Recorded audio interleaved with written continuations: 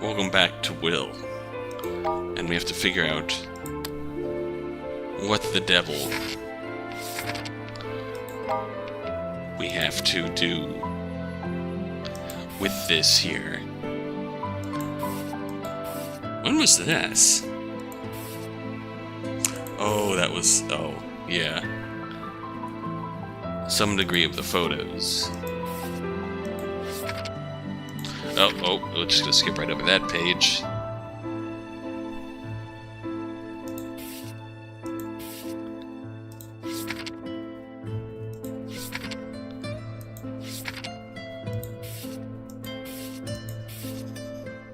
Fucking pie. Hands.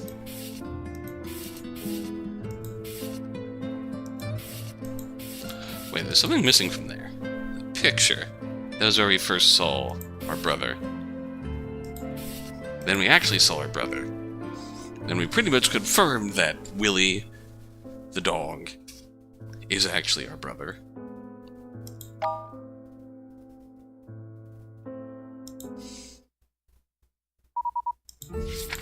Gosh. Yeah, I just want to review this. Because we're definitely close to the end here.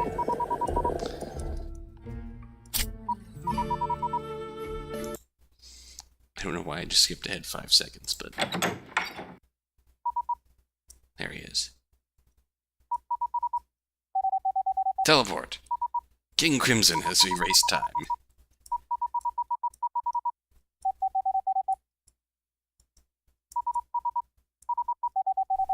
And the photo's gone.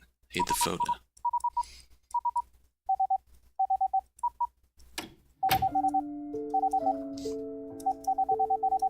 Fewer letters on the shelf. Oh well. Drink the tea and warm myself up a little bit.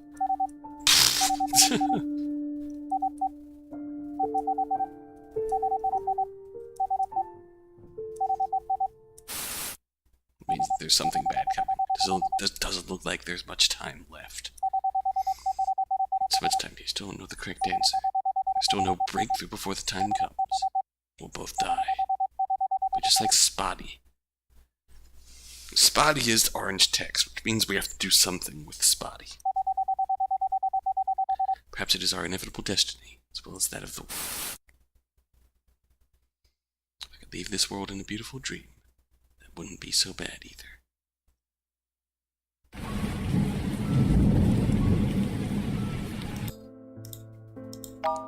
Okay, let's actually resume this. Time attack. Did we autosave right at the start of the... no, we didn't. This is our save file. Okay, we gain a little bit of time, at least. Oh, ¿Por qué me shit. pasan este tipo de cosas? Te extraño. 부처님, 도대체 제가 뭘 어떻게 해야 되죠? 바로 나의 처음이다. Okay. Let's dive right into Spotty this time. My name is Spotty. I can't recall how long I have been alive.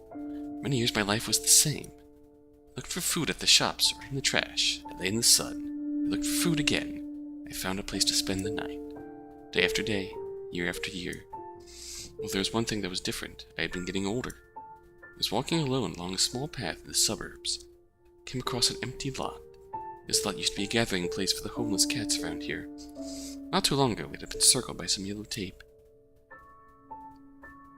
I heard that some rich Chinese real estate developer had bought the place, along with a lot of old residences around here. Soon they would begin to build a brand new shopping center. It didn't really matter to us anyway. There were plenty of other spots for the cats. Besides, the cats that used to hang around here had rarely been seen nearby anymore. Most of the cats whom I was familiar with had died in random corners of this big city. Like house cats, we had to pay the ultimate price for our freedom. Life in the city was brutal and challenging, and most of us were forced to say goodbye to this world before we even turned 3. A few others like me, who were fortunate enough to survive for more than 10 years, could barely walk too far nowadays. Sometimes cats like us might even slip and fall into a toilet when they were drinking from it. My body kept getting slower, my mind, however, seemed to be getting more active. I'd been spending more and more time thinking about my cat life recently, especially about my dear old daddy, and all the lessons he had passed on to me. Daddy had always been so good to me. Many of the things he had taught me were still so valuable even now. I used to think I could stay young forever, but I had reached the same age as Daddy when he found me. Daddy had mentioned that he used to be a house cat once, and he was one of the incredibly lucky ones. He was adopted soon after birth by a rich couple and was living a dream life. He never had to worry about food or shelter, and the humans adored him too. Soon the couple had a family with a cute daughter. One day the male human took Daddy to the park for a walk. That day he met a breathtakingly beautiful orange tabby. Daddy was immediately smitten. He used every trick in the book to get his humans to take him out for walks just so he could see her. Maybe God had been blessing them, as they were able to get together more and more often. At last, on the edge of the roof of his human's apartment, he and his tabby spent a whole lovely night together, harmonizing the most romantic nocturnes ever known to cats, maybe even humans. While Daddy was enjoying his home life, his love life, his home life was abruptly turned upside down. His lovely family of humans collapsed. Endless fights and quarrels, smashed dishes and plates every single day. Daddy's fate took a cruel turn on the 10th day after the male human had left. He was standing next to his bowl, which had been empty for over a week, and meowed in a hurt and hungry voice at the female human in the kitchen. He finally exploded and threw the burning hot pan filled with boiling soup at Daddy. Holy shit. That was how Daddy lost almost all of his sight. Oh damn. Never saw his orange tabby again. He never went back to that dreadful place which he once called home. When he found me in the trash pile at the market, the first thing he told me was to never trust humans. I used to feel puzzled about how Daddy ended up like this. However, a few years after Daddy had passed away, I accidentally gathered enough pieces to put together the puzzle of his fate. Oh, that same night, when Daddy had been enjoying his time with the orange tabby on the roof, his male human was doing the exact same thing with the female human of the orange tabbies in the bedroom of Daddy's home. Oh no. Maybe it was because the male human had been too careless. Maybe the female human had been suspicious for a while. It might even be because of the cat hairs that Daddy and the tabby had left around when they were playing. For whatever reason, the human was soon out of the bag. In the human world, besides being in heat, they had things like morals, laws, relationships, and all kinds of nonsense. The female human was probably not allowed to kick and scratch at the male human, so she turned against Daddy, who didn't have what they called human rights.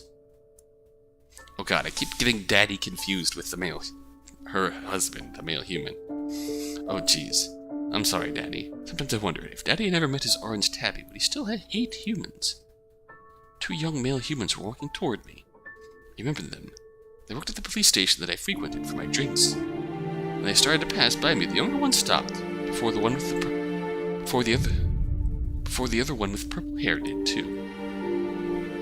I sat down and looked at them, hoping for something unrealistic. The younger human pat my head with his hand. You could smell the alcohol on his breath. Oh no.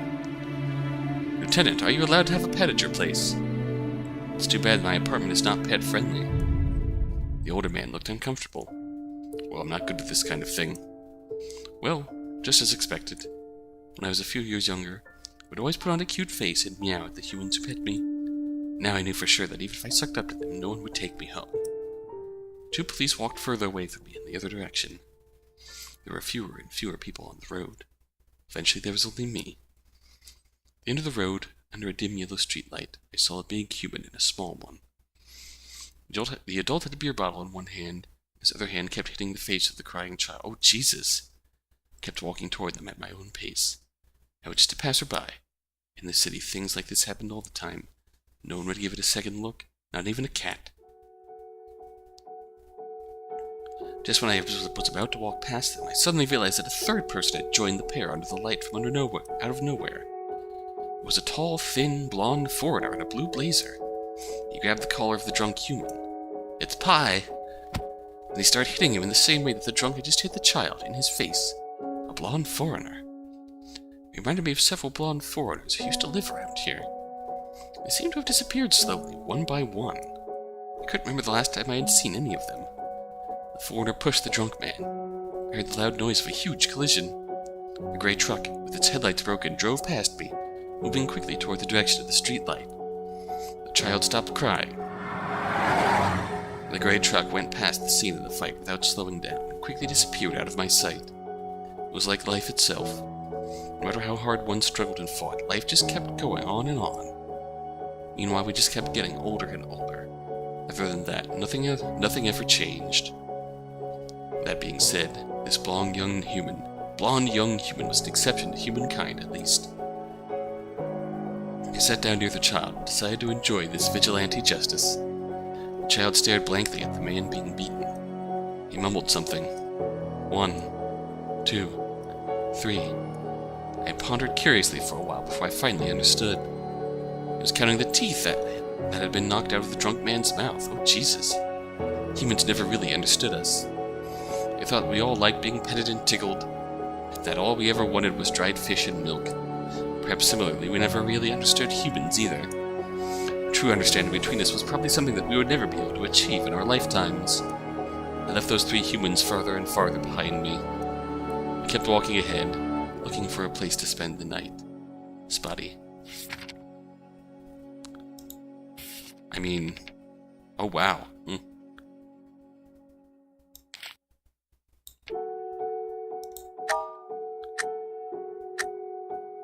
I mean, sure, let's see what happens. Foreigner attempted to grab the child before he was hit. Oh, Jesus. Unfortunately, he was too slow. Under the streetlight, the child was lying in a pool of blood. The crate truck either didn't notice the accident or decided to ignore it. It didn't slow down one bit. It quickly disappeared out of sight. Oh, Jesus. The drunk man stumbled and ran away as soon as the foreigner left him alone. He left his son behind. Perhaps it wasn't his son in the first place. The foreigner set the child down on the side of the road and ran after the man. Snow began to fall from the sky. It wasn't the right season to be snowing. I felt the face of the child. It was already getting cold. If I stayed there any longer, I would freeze to death myself. I left the child under the light, farther and farther behind me. I kept walking ahead, looking for a place to spend the night. Why is it snowing?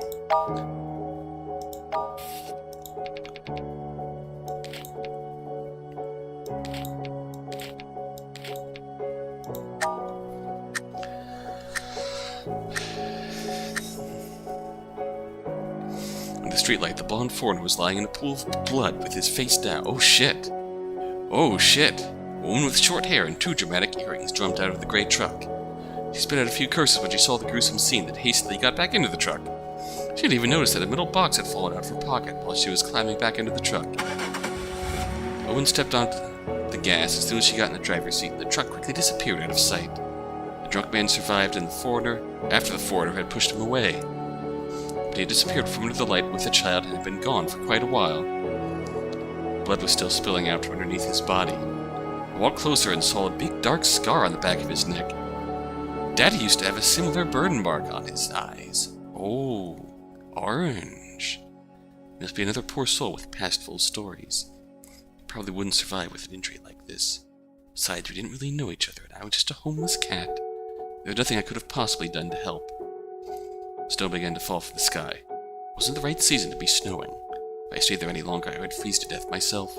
I left them under the light, farther and farther behind me. I kept walking ahead, looking for a place to spend the night.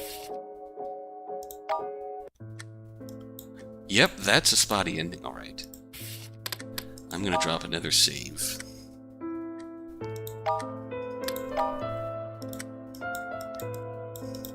If we poke up here, yep, our true ending here is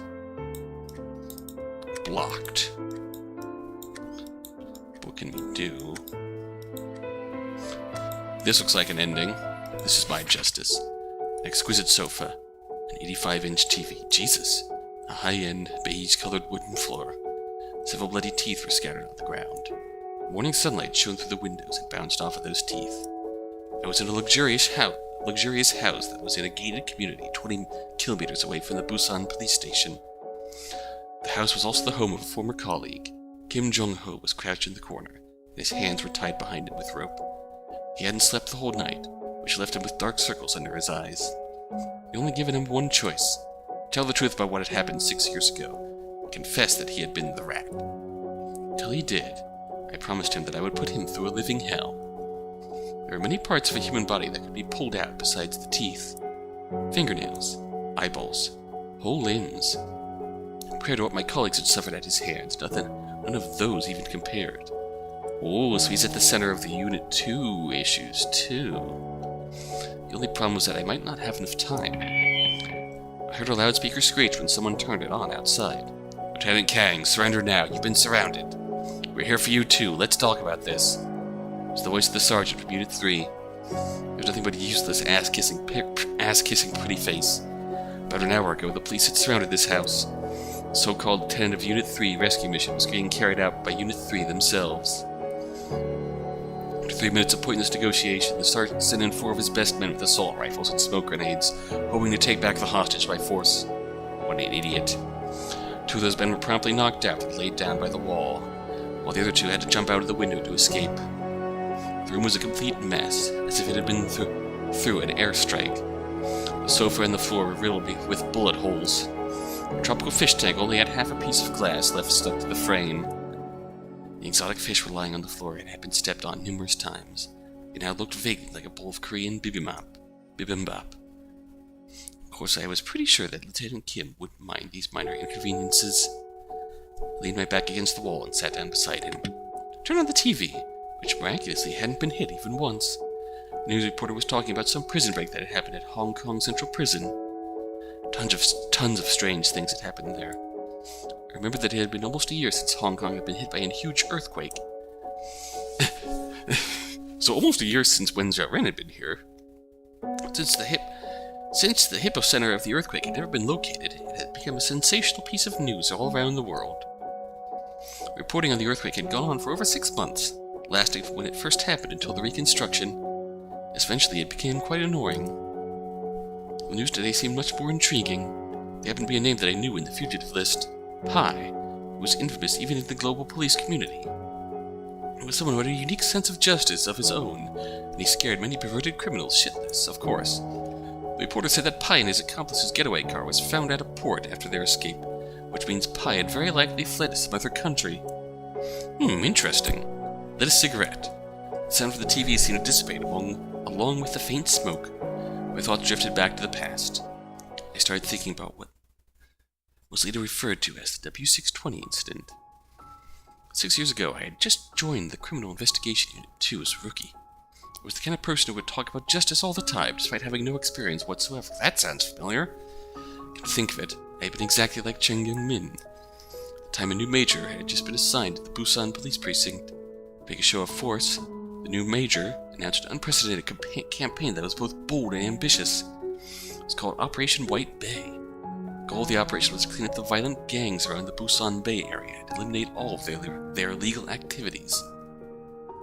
And we froze. Yay! Awesome. Thank you for that. Blah legal activities. Necessary, the police were given permission to shoot on sight if they felt endangered. There would be no consequences. Back then, Busan's gangs weren't even remotely as powerful as they would become. As a result, they went through the darkest period they had ever faced. In less than 2 months, their operations had been reduced to 1/10 of their peak.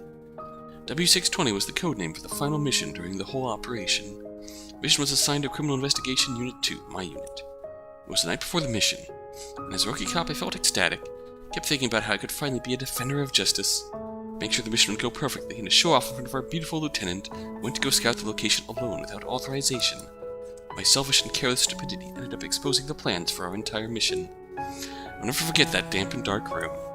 The severed heads of my teammates were lined up on the floor in a straight line. Oh, Jesus! Each of them had a different look on their face. Each of them had a stream of blood coming out from underneath them that had merged into a web of death and carnage. In the end, the only ones left were me and Lieutenant Jigal.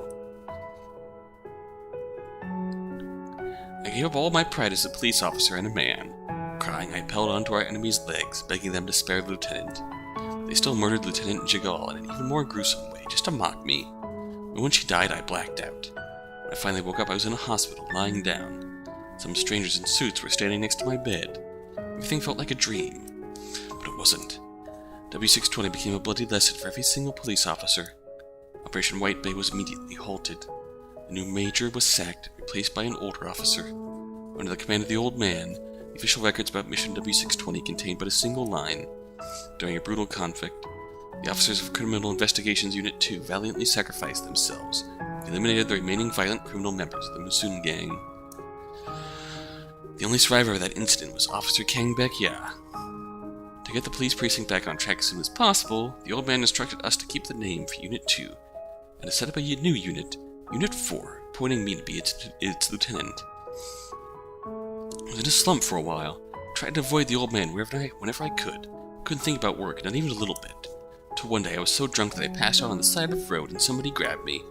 I was kidnapped by a strong young man. He locked me in his home, interrogated, and tortured me. What? I wanted to know the truth about W620, the truth about all those deaths, and the truth about how I was the only one who survived. But I didn't know any more than he did. I didn't understand why I was the only one who lived either.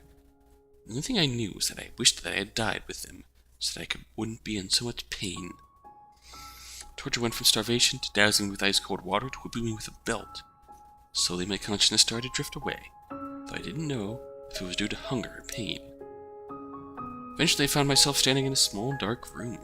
There was nothing in the room except for a dim light bulb dangling in the middle of it. I met another man in the room. He was a head shorter than me. He had very messy hair. His eyes were filled with dangerous menace. He said his name was Yong-gyun. He was 6 years younger than me, and he was the one who had killed those people who had hurt us. That was the first time I met my second personality. It was quite unbelievable, but anyone that had seen Yong-gyun with their own eyes would not think that I had made him up. The strong young man met him and learned the truth, so he let me go. Oh. He told me that his name was Jigal Wan-yum. Oh! He was the younger brother of Lieutenant Jigal. Oh! I knew they were related. Eventually, the existence of my second personality became a top secret, known only to me.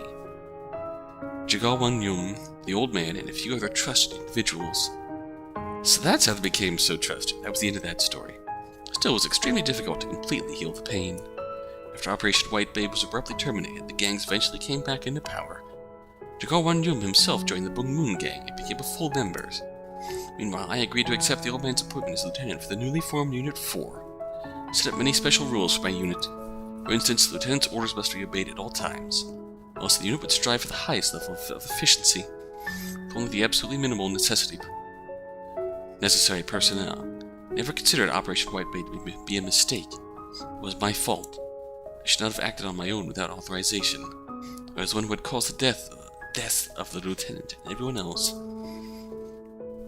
Justice wasn't something you could just talk about. Justice that couldn't be defended was no justice at all.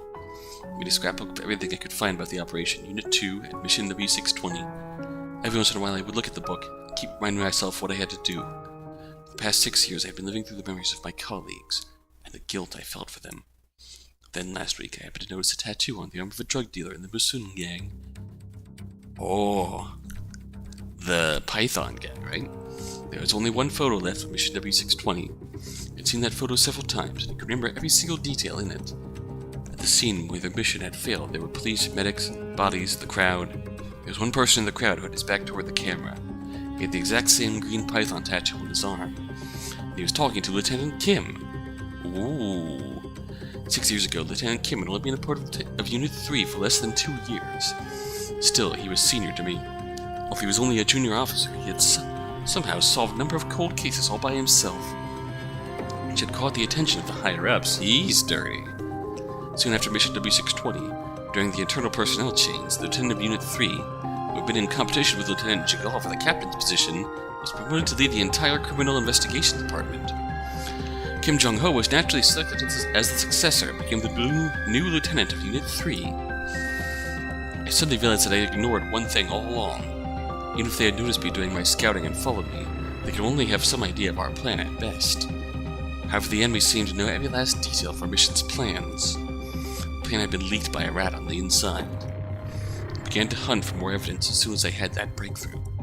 However, Lieutenant Kim had somehow learned of my investigation as well, so he had thrown the first punch. The screeching of the loudspeaker pulled me back out of my memories. Kang Baek-ya, are you crazy? Have you forgotten the oath you took when you were sworn in? The old man's voice echoed outside the house. How could I have forgotten? If it weren't for that oath and my remaining faith in the people with those uniforms and badges, I wouldn't have let Kim live until now. Nevertheless, it was time for it all to be over. I stood up and walked up to the closed curtains. I grabbed Lieutenant Kim by his collar. Bullets hit flesh. Oh, okay. Lieutenant Kim fell to the ground in front of the window. A sudden breeze coming through the window blew the curtains wide open. It was a perfect day for a sniper. I heard very unnatural bird chirping coming from a distance. It must be an operation signal. I put down my gun. Blood was gushing out of Lieutenant Kim's body. However, nothing happened after the signal. Perhaps they realized that whatever plan he and his men had cooked up was already too late. Tears were running down my face. I didn't feel the joy of vengeance. Instead, I could feel my heart being drowned with a dreary emptiness. I suddenly saw my younger self from 6 years ago. It was at the commencement of the police academy. I gave a salute and swore my oath. I will, to the best of my power, prevent all offenses against people and property. But pests were not people. The emptiness slowly turned into exhaustion. I high-fived young Gun in the dark. Oh, fuck. I walked to the corner of the dark room and sat down. I lit up a cigarette. I no longer cared about anything that happened in the outside world. I didn't regret any decisions I had made. This was my justice. Kangbekya. Well, shit. That's bad.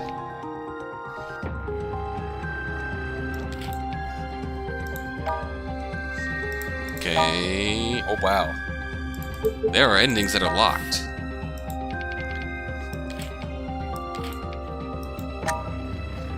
Let's see if we can get to the locked ending. The sniper's shot from afar destroyed Lieutenant Kim's shoulder blade. My instincts had immediately pulled Kim in front of me as a shield when the wind blew open the curtains in case there was a sniper. Otherwise I would have been the one that got hit. Bird chirping must have been a signal for the shot. I pulled Kim up off the floor. When I grabbed his shoulder, I intentionally stuck my right hand into his wound. He let out a scream of pain. Keep screaming. You better let everyone out there hear you. The sniper vanished almost instantaneously. There was complete chaos on the ground. It seemed like the old man had not ordered the shot. It must be the stupid pretty face again. Loudspeaker buzzed again.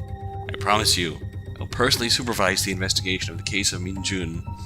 You won't be detained, and you can be part of the team until we uncover the truth.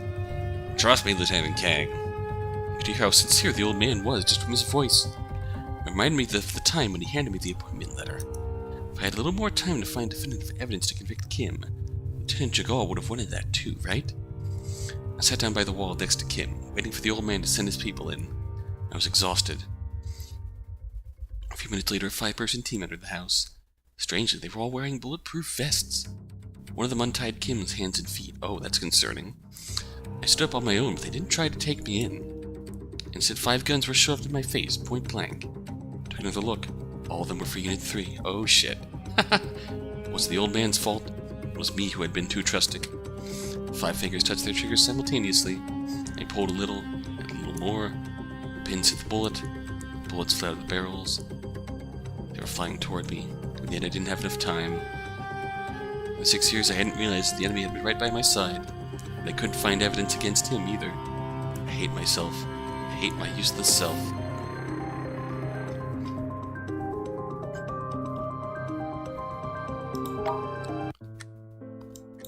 Well.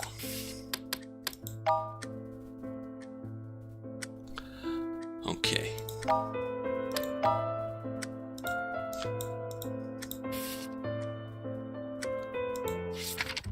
I feel like there's another ending we can get here.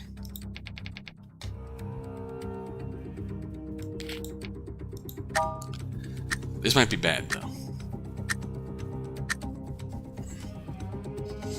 When the curtains opened, suddenly realized that I might be seen by a sniper. It must be why Lieutenant Kim suddenly fell down. He had heard the bird chirping, which must have been a signal for the shot. I immediately leaned back. At the same time, I heard a bullet cutting through the air. The bullet only grazed my left arm.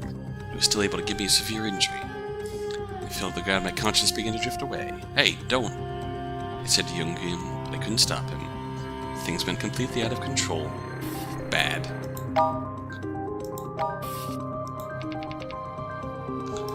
Okay, let's just go back.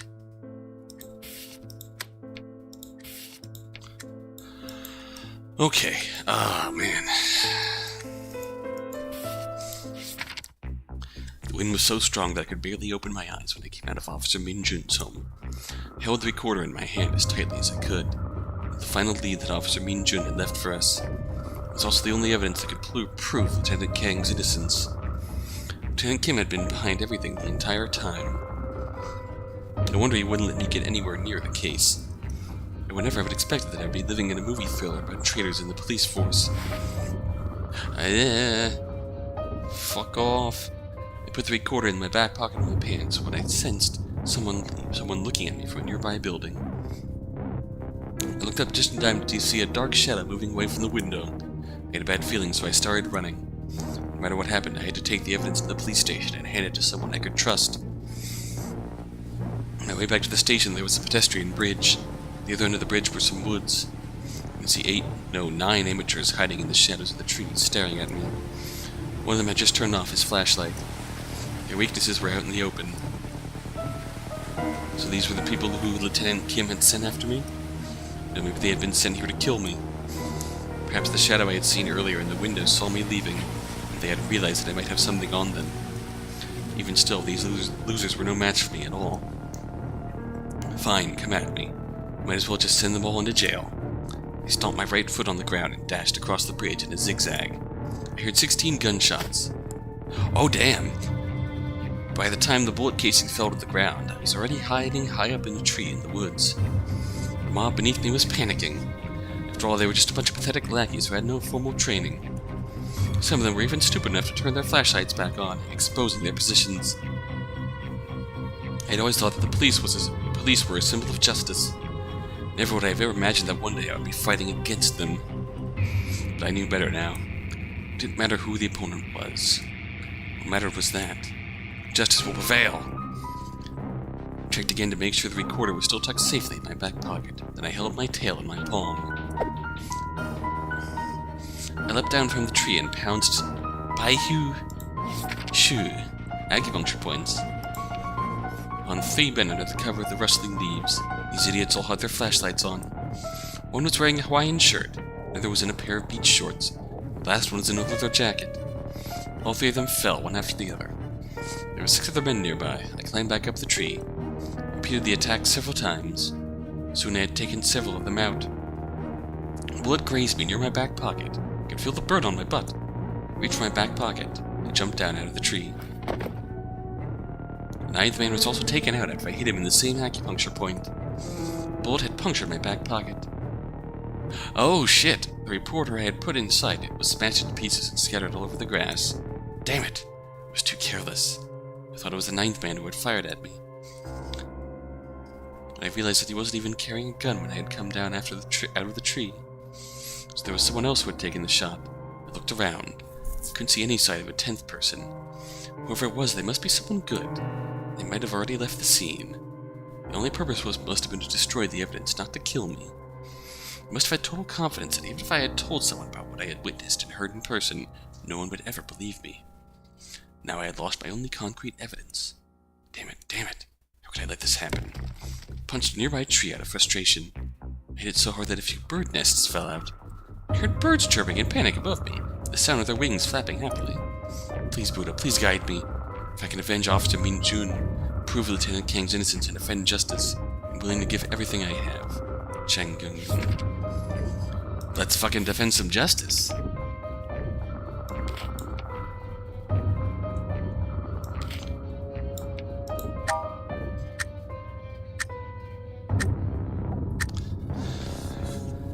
Alright, I felt my butt with my hand. Luckily, the bullet only grazed my pants, it hadn't hurt me. Feeling a little relieved, I looked up to see where the bullet had come from. The moon peeked out from behind the rain clouds. The 10th person walked out from behind a tree 4 meters away. The moonlight shone through the trees and cast a spotty shadow upon his face.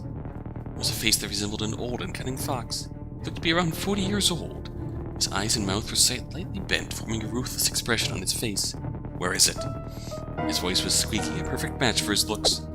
Without saying one word, I flung my tail toward him, and it quickly wrapped around his right hand, which was holding his gun. The tail was wrapping more and more tightly around his wrist. Before I could force him to drop the gun, he raised his left hand to support the other. Then he pulled the trigger. I raised my left arm in front of my face. The bullet pierced through the skin and drilled into the muscle. However, it stopped next to my radial bone. Oh, Jesus. I put down my arm, but before I could see what was going on, the old fox had charged, right up in front of me. He poked 2 fingers straight into my eyes. Oh, Jesus! A horrifying scream echoed in the woods. A Birds fluttered and scattered as they ran away. I surrender. I knelt on the ground and covered my eyes with one hand while warm blood oozed out of them. I pounded the ground, defeated. Which one is in the hole of the trunk of that tree over there? The old fox heard what I said, walked in front of me, and pushed his gun against my head. Oh, that's an easy place to look. Thanks. A deafening gunshot exploded next to my ear. I collapsed to the ground. Blood was coming out of my mouth. I feel like leaving you alive would cause too much trouble. I've always hated trouble. Who are you? I wanted to know before I died. Oh, me. I'm Ju Min Yu, the Musun Gang. Oh, next leader. Oh. Oh.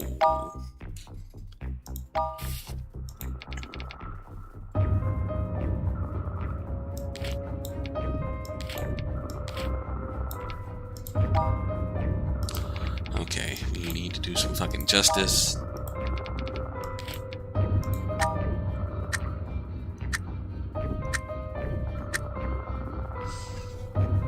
Felt my butt with my hand. Lucky the bullet only grazed my pants and had not hurt me. Feeling a bit relieved, I looked up to see where the bullet had come from. Rain clouds, 10-person walked out. On his face, bullet-cutting fox, Ju Min Yu.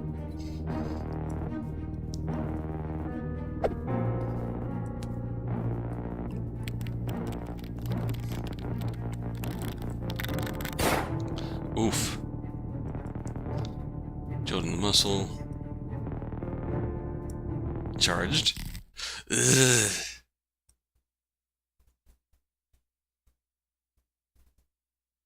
Jesus. Bird nest in the tree over there. Fall into his hands. Ooh, or not! My tail morphed into a silver spear, heading straight toward the old fox's chest. Attack number 10, heart-piercing spear. The old fox must have never expected that a blind foe could still fight back. He probably regretted not killing me when he had the chance. But his chance was gone. The tail went through his heart. He could only let out a gasp. Oh, Jesus. That's a hell of a tail. Then he fell to the ground. He was dead. I stood back up, wiped the blood off of my face so that I could see a little, albeit not well. Despite my mostly red, limited field of vision, I jumped up into the tree and fetched the recorder from the bird nest. Couldn't delay for one more moment. Continued running toward the station, hoping that nothing else would go wrong. Oh, shit! Oh, this might be a chance to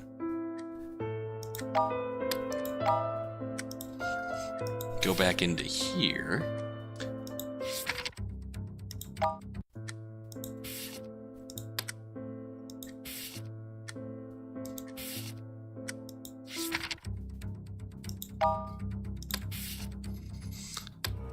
Bullets had flashed, and Kim fell to the ground. There's the orange text. We can do something different here now. Bird chirping, sudden breeze, bullets, Ten and Kim fell. Oh shit, retry.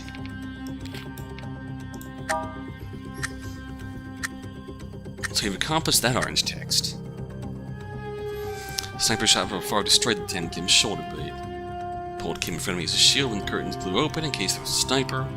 Otherwise I would have been the one that got hit. The bird chirping must have been a signal for the shot. I pulled Kim up off the floor. When I grabbed his shoulder, I intentionally stuck my right hand into his wound. He let out a scream of pain. Keep screaming. You better let everyone out there hear you. The sniper vanished almost instantaneously. There was complete chaos on the ground. It seemed like the old man had not ordered the shot. Must be that stupid pretty face again. The loudspeaker buzzed again. I promise you I will personally supervise the investigation of Min Jun's case. You won't be detained. Any part of the investigation through the team until we uncover the truth. Trust me, Lieutenant Kang. I knew how sincere the old man was, just from his voice. Reminded me of the time when he handed me his appointment letter. A little more time to find definitive evidence to convict Kim. Lieutenant Chagall would have wanted that too, right? I sat down by the wall next to Kim and waited for the old man to send his people in. I was exhausted. A few minutes later, a 5-person team entered the house. They were all wearing bulletproof vests. One of them undid Kim's hands and feet. They didn't try to take me in. 5 guns were shoved in my face, point blank. Took another look. All of them were for Unit 3. Haha. Was the old man's fault. It was me who had been too trusting.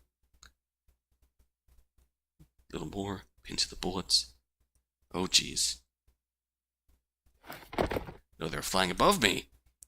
Oh no, it was me who had just fallen to the floor. Something had just grabbed my ankle and pulled me down. All five of them were in shock for a brief moment before one of them was suddenly struck down after being hit by a pole from above.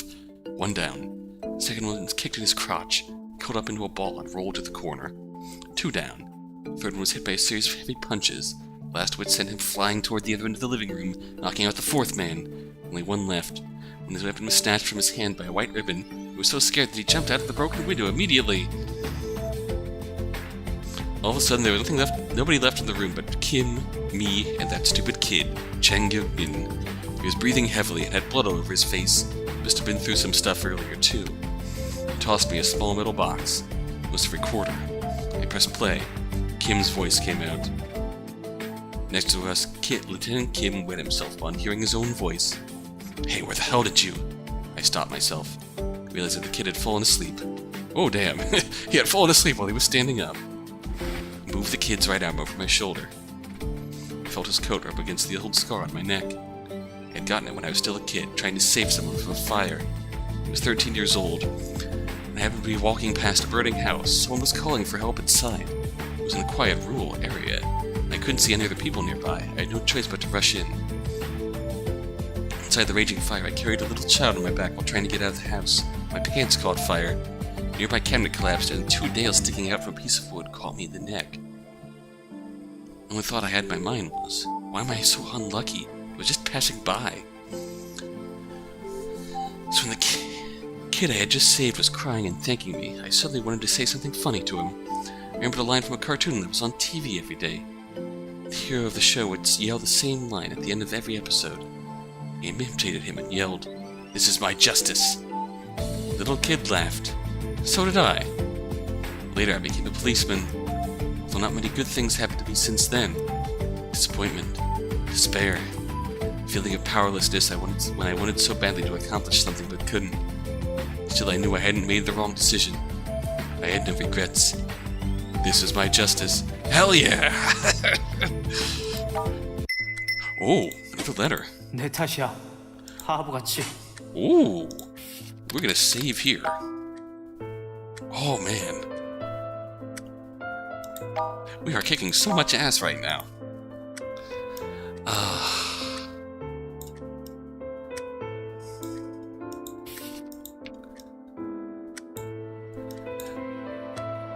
But I wonder if we want to end things off to a certain degree. We have our save point there, so you can just load back into anything right now, but I don't know if I can handle another letter right now. We'll pick up our quest to end these stories as best as possible next time.